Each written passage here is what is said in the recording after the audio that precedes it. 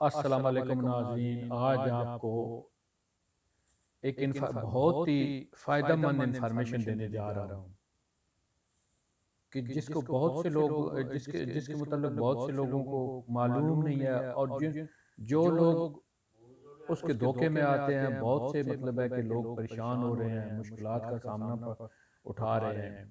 आज मैं आपको बताने जा रहा हूँ, क्या दुबई ओमान का वीज़ा आज़ाद वीज़ा लेना चाहिए या नहीं लेना चाहिए, और आज़ाद वीज़ा का कंसेप्ट क्या है, और आज़ाद वीज़ा चीज़ क्या है।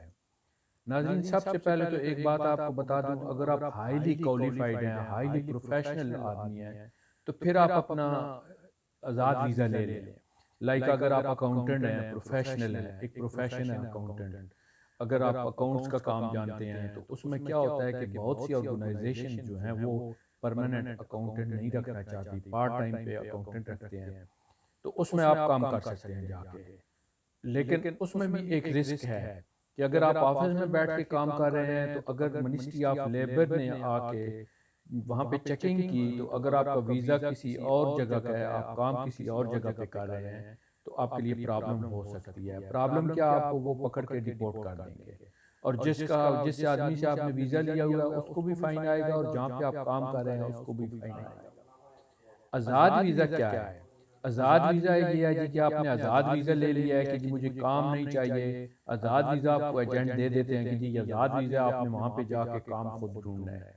लेकिन दोस्तों, यहाँ पे नाज़रीन, यहाँ पे एक बात आपको क्लियर करता चलूँ कि यहाँ पे अभी बहुत सी मुश्किलात का लोगों को सामना करना पड़ रहा है, जिनके पास आज़ाद वीज़ा है। दुबई ओमान वगैरह में जो लोग आज़ाद वीज़ा पे हैं, वो किसी दूसरे के पास काम नहीं कर सकते।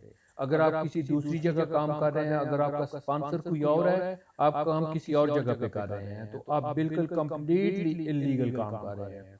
वहाँ पे आपके साथ अगर कोई प्रॉब्लम हो जाती है, मिस ऐप हो जाता है, आप वहाँ पे कोई उसके मुतल्लिक शिकायत नहीं कर सकते, कोई कार्रवाई नहीं कर सकते। उल्टा अगर वहाँ पे मिनिस्ट्री ऑफ लेबर ने चेकिंग की, अगर आप चेकिंग के दौरान वहाँ पे काम करते हुए अपने दूसरे स्पॉन्सर की जगह दूसरे स्पॉन्सर के पास काम कर रहे हैं, जिस दूसरी जगह काम कर रहे हैं जहाँ का आपका वीज़ा नहीं है, तो आपको उस कंट्री से डिपोर्ट कर दिया जाएगा। और जहाँ पे आप काम कर रहे हैं जिसके पास, उसको भी फाइन होगा, और जहाँ का आपका वीज़ा है उसको भी फाइन होगा। लेकिन सबसे बड़ी मुश्किल मुश्किल आपको सामना करना पड़ेगा कि लाखों रुपए देकर लोग आज़ाद वीज़ा लेते हैं और यहाँ पे आके फिर आगे काम तलाश करते हैं। यही वजह है कि आज़ाद वीज़ा वालों को कोई काम देने को रेडी नहीं होता।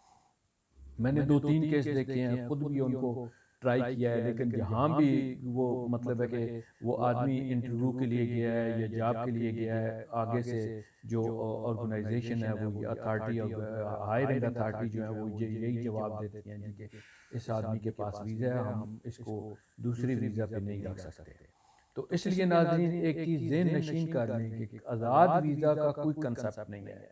आज़ाद वीज़ा अगर आप ले रहे हैं, तो आप मतलब है कि अपने आप को मुश्किलात में डाल रहे हैं, क्योंकि वीज़ा आजकल लाखों रुपए में मिलता है। लाखों रुपए जब आप लगा के आते हैं, तो आगे आपको काम आज़ाद वीज़ा पे बिल्कुल नहीं मिलेगा। बहुत ही कम लोग होते हैं जो रिस्क ले जाते हैं, क्योंकि आजकल हालात और कानून हर जगह बहुत सख्त होते जा रहे हैं। इसलिए एक चीज़ ज़हन नशीन कर लें कि कभी भी आज़ाद वीज़ा के चक्कर में मत पड़ें।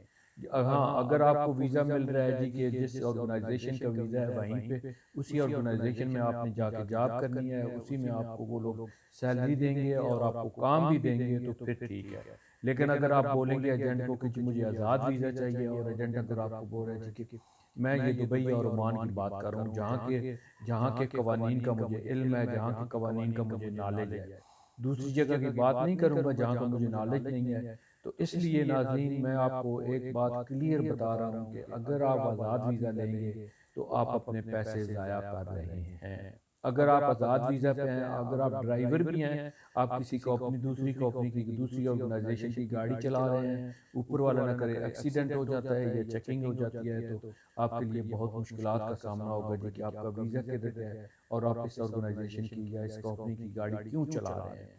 तो इसलिए नाज़रीन अपने सबसे पहले जो भी काम करें अपना फ्यूचर सेफ रखें, अपने आप को सेफ रखें, क्योंकि आजकल जहाँ भी चले जाएं पैसा कमाना कोई आसान बात नहीं है। एजेंटों का तो काम है जनाब लूटना, उन्होंने तो अपने पैसे लेने होते हैं, वो पैसे लेके आदमी को जहाज़ पे बिठा देते हैं, फिर आप जाने आपके काम जाने। इसलिए अगर आप कोई जॉब वाला वीज़ा ले रहे हैं तो किसी गुड जिसकी अच्छी गुडविल है, जिस एजेंट की, जिस ट्रैवल रिक्रूटमेंट एजेंसी की, उससे लें। किसी भी चलते फिरते आदमी से मत लें।